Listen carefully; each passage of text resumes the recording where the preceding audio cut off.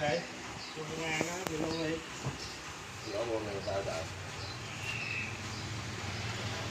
Đầu đầu. Hình như sao lại cái chỗ này nè. Chỗ này luôn nè. 200.000 tiền chở đi chơi về. Đổi được chưa? Đổi không? Cái nổi Cũng hết cái đổi một bể nè, anh chịu chưa nhạc đâu mọi ơi.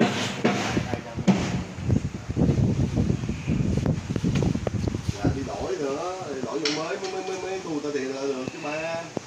Vậy là liên quan lên đám nổi rồi xảy ra mà đâu. Hay cân nữa ơi.